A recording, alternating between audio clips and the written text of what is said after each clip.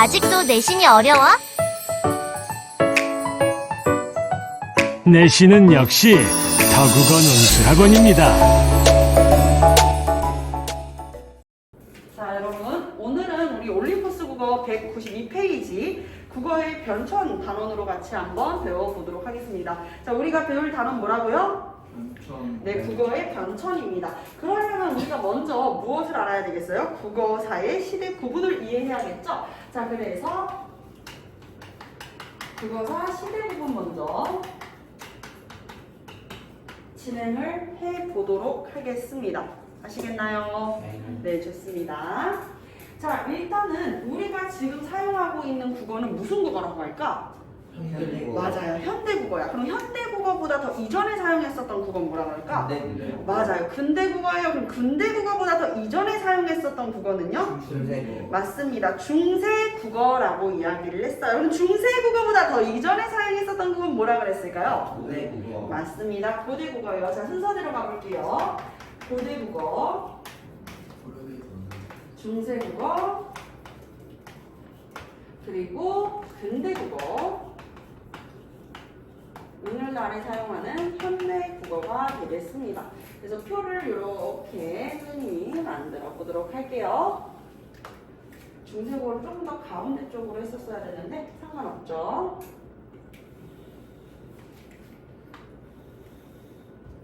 이렇게 시기별로 구분을 지어보고 어떠한 기점으로 근대와 중세 그리고 근대와 중세, 고대, 현대를 나누는지 이해를 해볼 것입니다. 중세국어는요 뭔가 불편해요. 이렇게 조금 치우쳐져 있으니까 불편해요.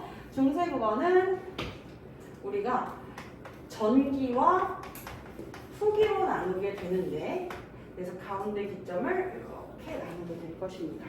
그래서 어떠한 사건으로 나누게 되는지 여기에서 선생님이 체크포인트 짚어드리도록 할게요. 이렇게 아시겠죠?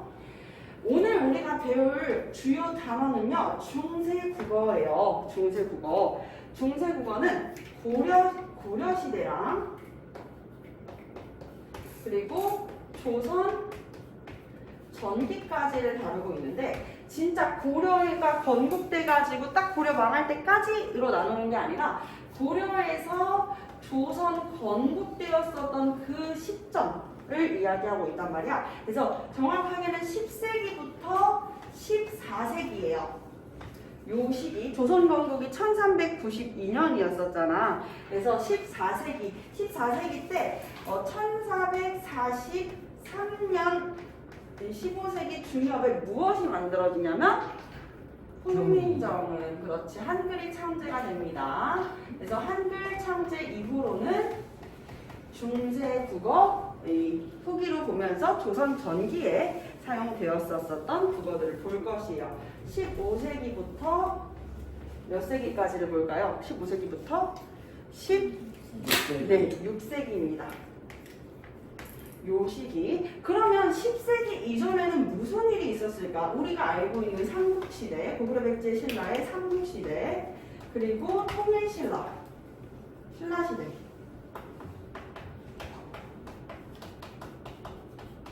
에 쓰였었던 언어들, 정확하게는 이제 10세기 이전이 되는데요.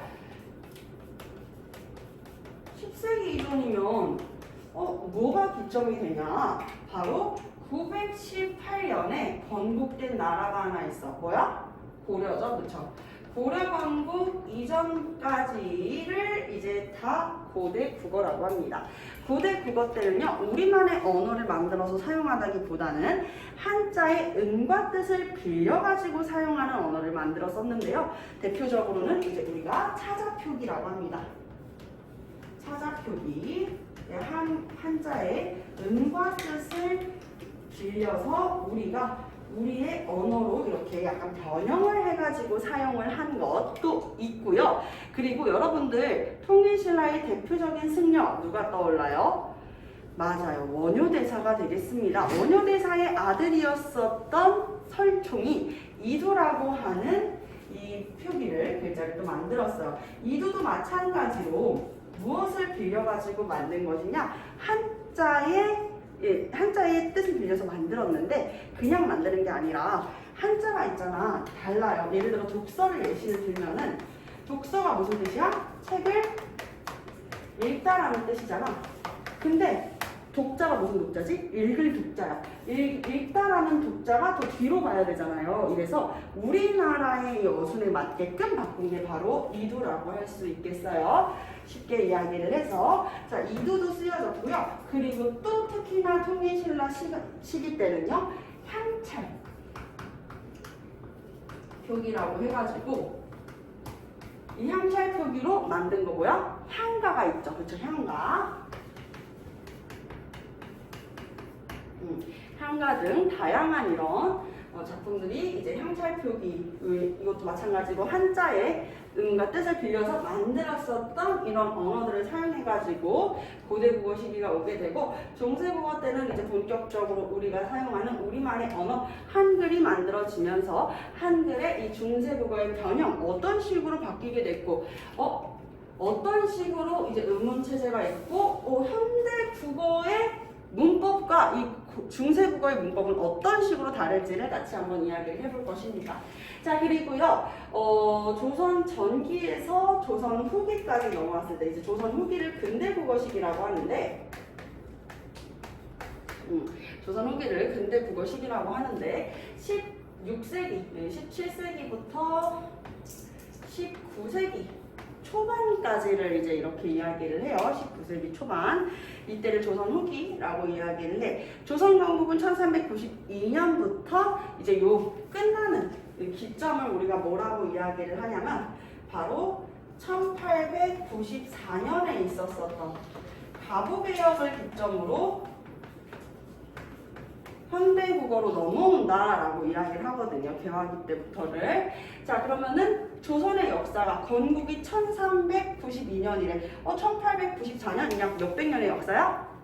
500년의 역사인가? 그럼 그 500년의 역사의 가운데 기점을 무엇으로 나누느냐를 생각을 해봐야 되는데 그렇지 아주 답 잘했어요. 1592년부터 1598년까지 지속되었었던 7년간의 전쟁 바로 임진왜란을 기점으로 조선의 전기와 후기를 나누고 있습니다. 아시겠죠? 자 그래서 우리가 지금 교재에 보여지는 표 있죠? 표에 나타나는 것처럼 임진왜란 이후에는 근대국어를 사용했고 자 그리고 근대국어에서 가부개혁 이후에는 현대국어가 된다. 그래서 개화기 19세기 말부터는 오늘날 우리가 사용하고 있는 개화기 이후 오늘날 우리가 사용하는 현대 국어가 된다. 이렇게 이 국어사의 시대 구분을 지어볼 수가 있겠습니다. 자 그렇다면은요 우리가 무엇을 알아야 되겠어요? 이 중세 국어 한글 어떻게 창제되었고 어떻게 이제 우리가 현대에 사용하는 국어와는 다른지 제일 기본적인 의문부터 봐야 되겠죠? 1번 의문 파트 한번 들어가 보겠습니다. 중세 국어의 의문 한번 볼게요. 선생님이랑 내신들이 들어가기 전에 마지막으로 수업했을 때 배웠었던 게 뭐였어? 의문 변동이었었죠. 그쵸? 자, 의문 변동을 같이 배웠었지, 얘들아. 의문 변동하니까 생각난다. 선생님이 의문의 뜻은 무조건 우리가 문장으로 적을 수 있을 정도로 딱 기억을 해내야 된다고 이야기를 했는데 가장 작은 단위예요. 여러분들 보면 이 구분을 보면 의문이 가장 작고 그 다음이 음절이야. 한 글자죠. 음절의 끝소리 규칙할 때는 음절 한 글자의 끝소리 종성자리 얘기하는 거잖아요. 그쵸? 음절보다 조금 더 크거나 같을 수 있는 것은 형태소. 형태소보다 크거나 같을 수 있는 것은 단어. 단어보다 크거나 같을 수 있는 것은요. 어절. 어절보다 큰 것은 문장이었어요. 우리가 이렇게 정리를 했었지. 그러면은 의문이라는 거는 가장 작은 친구란 말이에요. 그쵸? 그래서 이 의문이 무엇을 뜻하는지 우리가 문장으로 서술을 해줍시다. 말의 뜻을 구별해주는 소리의 가장 작은 단위가 되겠습니다. 가장 작은 단위가 이해가 된다. 이것이 바로 의문이다. 중세국어의 의문은 이 현대국어와 어떻게 다른지 그 포인트를 짚어가면서 같이 봐주면 되겠습니다. 의문하면은 일단 중세국어잖아. 한글이잖아. 한글이 창제되면서 이걸 빼놓을 수가 없지. 한글, 훈민정음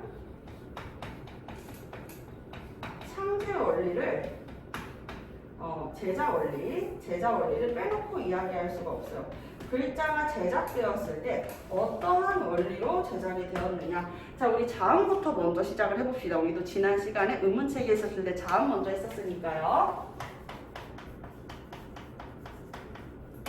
자, 자음이 만들어졌을 때 훈민정음 제자 원리에 따라 가지고 제일 먼저 기본자를 만들어요. 우리 중학교 2학년 때 시험 봤었죠. 어떻게 기본자를 만든다고 했었지? 무슨 원리에 따라서? 정답. 상형의 원리예요. 지금 또 여기 있는 친구들이 공교롭게 망포중학교 친구들도 있고 아닌 친구들도 있는데, 망포중학교는 여러분들 이제 이번에 올라와가지고 역사 배울 때 세계사 막 4대 문명 막 이렇게부터 시작하잖아요. 뭐 배워봤던 친구들도 있고, 그럼 이집트 문명에서 사용했었던 문자는 뭐 상형 문자다라고 얘기하는데, 상형 문자가 무슨 문자야? 상형이 뭐야? 그림, 그치? 그 모양을 나타내고 있는 거죠. 선생님이 여기에다가 이 모양을 그려볼게요. 여기 앞니고 여기 치아가 이렇게 있다고 봅시다. 요거는 이제 아랫니고 치아가 있고 여기 목젖이 있고 입술이 있고 이렇게 있다고 볼게요. 자, 그러면 우리가 기억했을 때 기 해보세요. 기 하니까 혀가 어떻게 돼요? 이렇게 앞으로 기 이렇게 앞으로 쭉 나오죠. 기 하고 나오죠. 기 하고 나왔다가 억 하니까 어떻게 돼요? 들어와요. 그리고 혀가 어떻게 돼요? 내려오죠. 그래서 혀의 모양을 본따 가지고 만들었었던 상형의 원리에 따라서 만들었었던 기본자 기억이 있고요. 자, 이번에는 선생님한테 반말할 수 있는 드문 기회예요. 니 한번 해볼게요. 니 좋습니다. 니 했을 때 얘들아 어디 건드리는 것 같아? 니, 그렇지. 이 앞니 뒤에 있는 이 입천장 부분 있죠. 치조라고 하는 이 부분을 건드리는 것 같아요. 건드리면서 어떻게 해요? 혓바닥이 내려오죠. 내려오고 안으로 들어옵니다. 그래서 이 혓바닥의 모습을 본따 가지고 무엇을 만들어요? 니은을 만들게 되는 것이에요. 그리고 여러분들 입술 모양, 이렇게 앙남은 입술 모양에서 기본자를 또 만들 수가 있는데, 이렇게 니음이라고 하는 글자를 만들게 되었습니다. 니음을 만들었었고, 또 우리가 발음할 때 되게 중요한 기관이 있어. 여기가 아니면 발음이 새어버리고 말 거야. 뭐야? 그렇지. 앞니죠. 앞니, 시옷. 치아의 모양을 본따서 시옷을 만들고 해볼까요? 네, 그렇지. 목구멍의 모양을 본따서 이응을 만들게 됩니다. 그래서 상형의 원리에 따라서 기역, 니은, 미음, 시옷, 이응까지 이렇게 기본자를 만들게 되는 거예요. 자, 그리고 이 상형의 원리의 기본자를 만들어서 선생님 이 기본자를 외워야 할까요? 이거를 아직도 안 외웠다면 그것도 그런대로 문제가 아니겠습니까? 그렇죠? 혹시라도 이게 외우는 게 조금 어려운 친구들이 있다면 선생님이 이렇게 이야기를 할게. 감나무 사이. 학교 선생님이 이런 식으로 다 이야기를 해줬을 거야. 감나무 사이로 외울 수 있다. 혹시 감나무 사이가 기억이 나지 않는다면 역시 백성을 사랑한 이 세종대왕의 애민 정신은 돈 주고도 그냥 못 사요 이렇게 외울 수도 있겠죠. 그쵸? 그냥 못 사요. 좋아요. 자, 그래서 이렇게 기본자에 대한 이야기를 해봤는데요. 두 번째는요, 이 상형의 원리로 만들어진 기본자에다가 획을 더 추가합니다. 첨가한다의 가자에다가 획자를 써서 가획의 원리라고 이야기를 해요. 자, 가획의 원리로 만들어졌었던 친구들을 보면은 획을 하나씩 더 긋는 거야. 말 그대로 추가를 하는 거지. 자, 그래서 획 추가로 만들어진 친구들이 누가 있냐? 바로 기역에서 획 추가 하나 더 했대. 뭐예요? 기역. 그렇지, 키읔이 되고, 니은에서 획 추가 하나 더 했대요. 디귿, 디귿에서 획 추가를 하나 더 하면 티읕. 자, 비귿에서 획 추가를 하게 되면은 그렇지, 미음에서 획 추가하면 비읍, 그리고 피읍도 있죠. 그쵸? 피읍. 자, 이번에는 시옷에서 획 추가 하나를 더 해볼게요. 그럼 뭐가 될까요? 그렇지, 지읒이 되고, 지읒에서 획 추가를 하나 더 하면 시읒이 되는 거예요. 자, 여기에서 한번 볼게. 우리가 오늘날에도 사용하는 현대국어에서는요, 히읗이라는 획추가 돼서 히읗이라고 하는 글자를 만들었었죠. 그런데 이때는요, 요런 친구도 있었다라는 거예요. 우리가 이 친구를 뭐라고 불렀을까? 여린 그렇죠. 여린 히읗이라고 합니다. 여린 히읗이라고 불러볼 수가 있겠습니다. 여린 히읗을 이제 만들어가지고 사용을 했었는데, 이 여린 히읗은요, 약한 소리야, 아이들아. 히읗 혹시 선생님이랑 이 음운 변동 하면서 이야기했었던 거 기억나? 이 친구는 현대국어의 음운 변동에서는 탈락, 히읗 탈락에서도 이제 없어져 버리는 친구고, 그리고 축약에서도 거센 소리 내기 할 때도 금방 사라져 버리고 마는 친구란 말이야. 그쵸? 히읗 탈락은 이 용언의 어간이 히읗 받침일 때, 그 다음에 오는 어미의 초성이 무엇일 때, 초성이 없고 이렇게 중성으로 모음으로 시작하게 됐을 때는 히읗이 탈락한다. 대표적으로 좋다의 조, 은 이렇게 왔어. 그럼 우리가 와 그거 참 좋은데? 좋은데? 라고 하지 않잖아. 그쵸? 히읗이 탈락해버린다. 이런 이야기를 했을 거고. 자, 그리고 축약에서는요, 기역, 디귿, 그리고 비읍, 지읒. 이 친구를 만나게 되면, 기역, 디귿, 비읍, 지읒 친구들을 만나게 되면은요, 히읗, 이 히읗이 같이 만나면서 어떻게 되는 거야? 하나의 음운으로 줄어드는 현상. 그래서 기역, 티귿, 피읍, 치읓으로 줄어드는 현상인 거야. 그래서 히읗도 여기에서는 하나의 획으로 작용을 하면서 사라져버려. 약한 소리예요. 금방 사라져버리는 약한 소리. 근데 그 소리보다 더 약한 여린 히읗이라니 오늘날에는 사라져버리게 되고 만다. 오늘날에는 쓰지 않는 소리, 이렇게 여린 히읗까지 이야기를 해보고 있습니다. 자, 이게 끝일까요? 아니죠. 익숙한 친구가 하나 없어요. 여러분들 이름에서 많이 쓰는 요 다음 친구인데요. 바로 리을이죠. 리을. 그쵸? 리을이 없는 것 같아. 리을은 상형의 원리로 만들어졌어요? 가획의 원리로 만들어졌어요? 리을은요, 상형의 원리도 가획의 원리도 아니라고 훈민정음 해례본에 나와 있는데요. 그러면 가획의 원리 획을 추가해서 만든 게 아니라 어떻게 만들어요? 이 친구는 획을 추가해서 만든 게 아니기 때문에 다른 글자랑은 다르다 해가지고 이체자라고 부릅니다. 자, 이체자는요, 총 3가지 친구들이 있어요. 오늘날에 이 3가지 친구들 중에서 쓰는 건 유일하게 리을 하나뿐이고요. 나머지는 다 현대국어에서 사용하지 않습니다. 자, 이체자 누구가 있냐면 바로 리을, 그리고 요 친구가 있고요. 그리고 이런 친구가 있습니다. 자, 그럼 요 세모난 친구를 뭐라고 부를까요? 아래야? 아래야? 아닌데. 뭐라고 할까? 뭐라고 불러주는 게 좋을까? 삼각형. 아주 귀여워요. 반치음이라고 이야기를 해요. 그리고 이 반치음 소리는요, 여러분, 소리로는 이 Z 발음이 납니다. Z 발음이 나요. Z. 우리 이 치아 밑에서 약간 옅게 나는 소리잖아요. 그쵸? 그래서 금방 요거 반치음도 오늘 현대국어에서는 사라지고 마는 소리이고요. 자, 그리고 요 친구는 이응인데 꼭지가 되게 길다. 그치? 얘도 이응인데 옛날에 썼던 이응이라 그래가지고 뭐라고 하냐면 옛이응이라고 해요. 옛이응. 선생님, 그럼 옛이응이랑 이 이응의 차이는 뭐예요? 이 예리형 친구는요, 어디에서만 쓰이냐면요, 바로 받침 소리에서만 쓰여요. 받침 소리로 쓰여. 가끔 연철되는 과정에서 이게 초성 자리로 예리형이 갈 수도 있지만, 보면은 이런 경우입니다. 우리가 고등학교 1학년이 되면은 이 중세국어 단원이 국어의 한글의 어제와 오늘, 국어의 어제와 오늘이라고 하는 단어명으로 들어가게 될 것인데요. 그때 세종 어제 훈민정음이라고 하는 본문을 만나게 될 것입니다. 용비어천가도 있고요. 자, 근데 세종 어제 훈민정음인데 생, 종, 제, 훈, 민, 정, 이렇게 되어 있단 말이에요. 이거를 그럼 읽을 때 세종원장 훈민정음 이렇게 읽으면은 뭔가 좀 그렇잖아. 모든 받침에 이응이 있으면 좀 이상하지 않겠어? 자, 받침 소리에만 존재한다라는 이 옛 이응 친구는 무엇이냐면요, 실제로 밑에서 이응의 발음이 될 때 이렇게 사용을 하는 친구인 거야. 그러면 그냥 이응 친구들은 발음이 돼? 안 돼? 안 된다는 거지. 그래서 세종어제 흥민정음이라고 발음을 하는 것입니다. 그래서 현대국어와 이응의 차이점을 보게 되면 음은 차이를 볼게요. 현대국어에서 이응은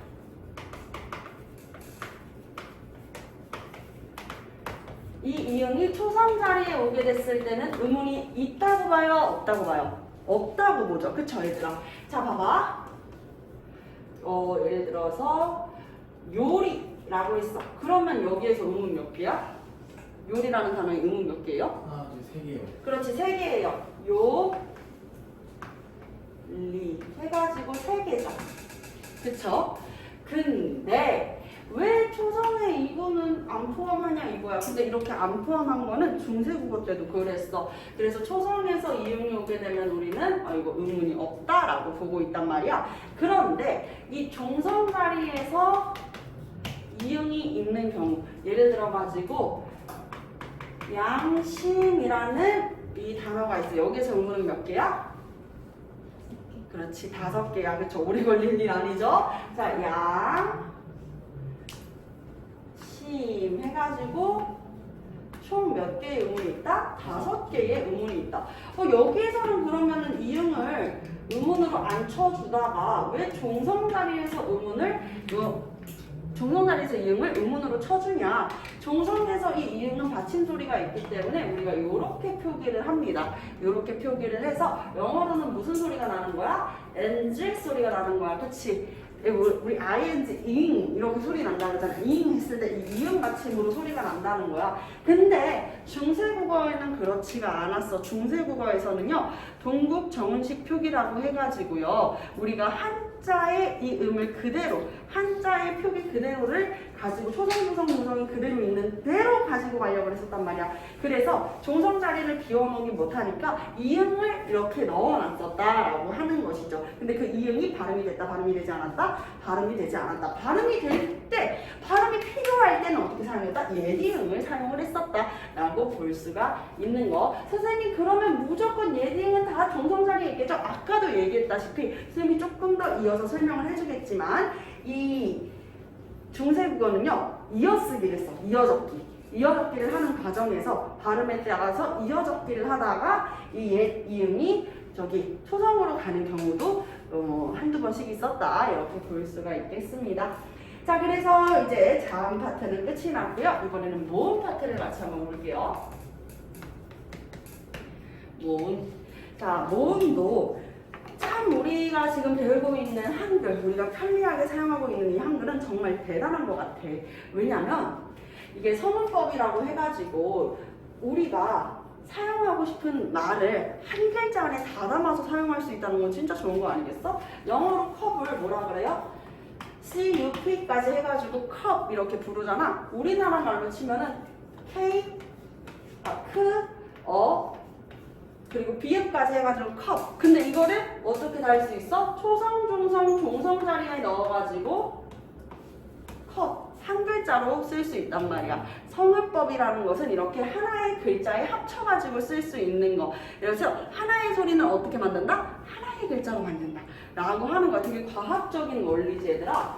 초성, 중성, 종성 대로 이렇게 하나로 합쳐가지고 만들 수 있다니 정말 대단하다. 그래서 과학적인 원리를 사용하고 있다. 지금 과학적으로도 너무 가치가 있는 우리의 언어야. 근데 모음을 같이 보게 되면은 모음이 어떻게 만들어졌나를 보게 되면은 과학뿐만이 아니라 정말 철학적인 의미까지 가지고 있구나라는 것을 알 수가 있어. 모음도 마찬가지로요. 이제 상형의 원리로 기본자를 만들었습니다.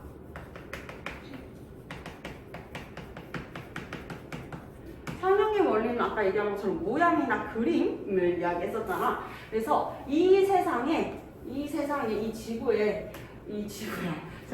뭐가 있어? 하늘이 있지. 하늘이 있으면 밑에는 뭐가 있어요? 맞아요. 땅이 있어. 하늘과 땅이 있으면 여기 가운데에 우리 사람도 있는 것이죠. 그렇죠? 그래서 하늘과 땅과 사람의 모습을 본따서 이 흥민정음 모음의 기본자를 만들게 된다. 모음은 이 하늘을 천이라고 하죠. 하늘, 천, 땅지, 사람, 인. 그래서 천지인의 정신이 느껴진다라고 할 수 있는데요. 하늘, 천, 하늘은 무슨 모양이야? 동그란 모양이죠. 그래서 상형의 원리에 따라 가지고 이 동그라미 아래 하자를 만듭니다. 그리고 사람이 이렇게 곧곧하게 서 있는 모양을 토대로 이자를 만들게 되고, 그리고 땅 모양, 이렇게 평평한 땅 모양으로 모양까지 만들게 되는 거야. 그리고 나서 이 상형의 원리로 기본자를 만든 다음에, 그리고 나서 이번에는 가획의 원리가 아니야. 획을 추가하는 게 아니라 이 상형의 원리로 만들어진 세 가지의 기본자를 서로 어떻게 하는 거야? 합치는 거야. 그래서 합성의 원리로 모음을 만들어 가게 됩니다. 처음으로 만들었었던 모음을 우리가 뭐라고 부를까요? 초출자라고 합니다. 초출자. 그리고 이 초출자를 만들고 거기에다가 또 한 번 더 합성을 해가지고 또 한 번 더 합쳐가지고 만들게 되면 뭐가 되는 거야? 그렇지, 제출자가 된다. 그래서 초출자와 제출자를 설명을 드려볼게요. 자, 초출자, 여기에 있는 것들 하나씩 사용해가지고 만들면 되는 거야. 그치? 그래서 아, 어, 우, 오 이렇게 만든 거예요. 아, 어, 우, 오. 그치? 그리고 제출자는 여기에 획을 하나 더 추가한 거야. 야, 여, 유, 요. 그러면 아야, 어여, 우유, 오요 이렇게 만든 거야. 그치? 아, 어, 우, 오, 아야, 어여, 우유, 오요 이렇게 만든 거야. 오요, 우유, 그리고 이까지. 하지만 아래 하는 오늘날 더 이상 사용됩니까? 사용되지 않습니다. 그쵸? 오케이? 이해됐어요? 혹시 가야 되나요? 그렇군요. 여기까지만 수업 듣고 안녕. 이따가 또 만나요. 자, 우리는 계속 이어서 가봅시다. 아직 수업 시간이니까요. 안 돼요. 자, 그러면 이렇게 합성의 원리에 따라 가지고 만들어진 제출자와 초출자 합치면 몇 글자예요? 8글자예요. 8글자에다가 기본자 3글자를 합치면은 모음 몇 자입니까? 11글자죠. 그죠? 11자가 만들어지게 되는 거예요. 자, 그러면 흥민자음 제자원리로 만들어진 자음은 몇 자야? 17자가 되는 거야. 그 중에서 오늘날의 현대국어에 사용하지 않는 거 뭐뭐 있다고 그랬어요? 여린 히읗, 예리음 사용 안 하고, 그리고 반치음 사용하지 않게 되면서 3개가 빠지네. 그래서 오늘날 현대국어에서 사용하는 자음은요, 총 몇 개? 14개인 거야. 근데 거기에다가 우리가 선생님 분명히 우리 음운책에 그렸을 때는 19개라고 그러셨잖아요. 그쵸? 왜 19개라고 하는 거야? 쌍기역, 쌍디귿, 쌍비읍, 쌍시옷, 쌍지읒, 끝, 뜨, 뿌, 쓰, 쯔, 꾸뚜, 빵, 싸, 짱 요 친구들 들어가게 되면서 19자가 된다. 그러면 딱 되네. 17자에서 사라진 3개를 빼면은 14개. 거기에다가 갠소리로 불려지는 쌍기역, 쌍디귿, 쌍비읍, 쌍시옷, 쌍시읒이 5개가 추가가 되면 19개가 되는 거 맞죠? 현대국어에서 그럼 사용하는 모음의 개수는 몇 개입니까? 21개예요. 맞아, 21개. 그 중에서 단모음은 10개, 이중모음은 11개인데요. 여기에서 보여지는 것과 같이 일단은 모음, 기본적으로 11자가 만들어지고요. 단모음은요, 여기 보여지는 것처럼 아래아와 이와 그리고 초출자를 포함한 7가지가 바로 단모음이 됩니다. 단모음은 7개. 이 7개의 단모음을 이따가 양성모음, 음성모음 할 때 한 번 더 설명을 드릴게요. 자, 이래서 이제 중세국어의 기본적인 음운에 대해서는 설명이 끝났습니다. 자, 그렇다면 본격적으로 이 음운을 토대로 어떻게 글자를 운용했는지를 같이 한번 볼 것인데요. 자, 두 번째 파트, 글자의 운용입니다.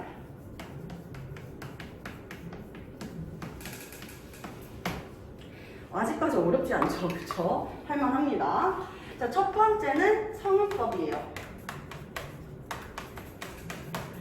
하나의 소리를 하나의 글자로 만들어 쓴다라는 거야. 그래서 하나의 소리로 만들어 쓴다. 무슨 의미인 거예요? 이렇게 만들어 쓰느라는 거야. 우리 이 한글이 얼마나 대단한데, 왜 대단하냐면 한글은요 이 표기와 소리가 1대1 비율이에요. 그래서 아 소리는 아만 난단 말이야. 영어는 달라요? 당연히 다르지. 영어는 어떻게 다르겠어? 영어에서 A라는 글자가 있어. 이렇게 A. 어떻게 발음할 수 있어? 아로도 발음할 수도 있고 L로도 발음할 수도 있고 L로도 발음할 수도 있고 E로도 발음할 수도 있고 A라고도 발음할 수도 있죠. 그쵸? 에어플레인 그리고 아플 이렇게 발음하는 사람들도 있고 아스크 이렇게 얘기하는 사람들도 있고 그쵸? 발음이 다 달라진단 말이야. 하지만 우리는 소리와 이 표기가 1대1 비율을 가지고 있다. 그래서 이 초성, 중성, 종성의 초중 종성의 모든 이 자음이나 아니면은 모음을 다 하나로 합쳐가지고 한 글자를 만들어 쓰자라고 한 것이에요. 그래서 초성, 중성, 종성을 하나로 합쳐서 쓰는 것. 우리가 이것을 글자의 운용이라고 이야기를 해볼 수가 있겠습니다. 자, 여기에서 추가적으로 이야기를 할 게 무엇이냐면요. 조금 더 어렵게 이야기할 수 있겠지만 종성,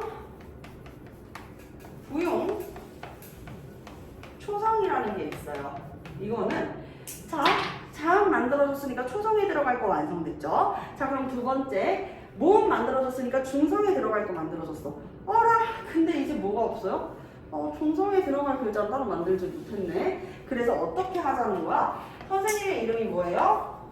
진이죠. 그쵸? 진에서 지읒이 뭐야? 초성이야. 그치? 얘가 초성이고 이 모음이 바로 중성이 되고 니은이 종성이 되잖아요. 마지막에 온다. 그래서 종성이 되잖아. 초성과 중성은 만들었는데 중성에 들어가는 글자는 어떻게 만들지? 초성에 쓴 이 자음을 그대로 종성에서도 쓴다라고 하는 게 초성, 부용, 초성이 되겠습니다. 알겠죠? 종성, 부용, 초성 이렇게. 그래서 초성에서 사용한 자음을 다시 종성에 사용하는 것을 종성, 부용, 초성이라고 이야기한다.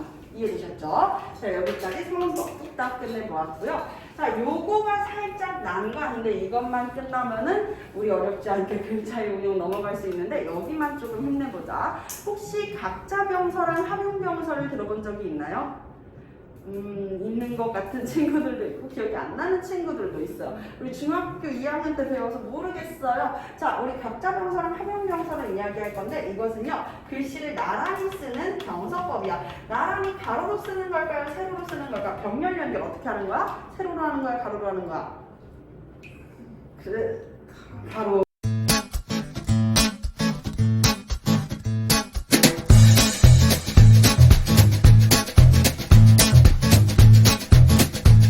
학원으로 전화 주세요.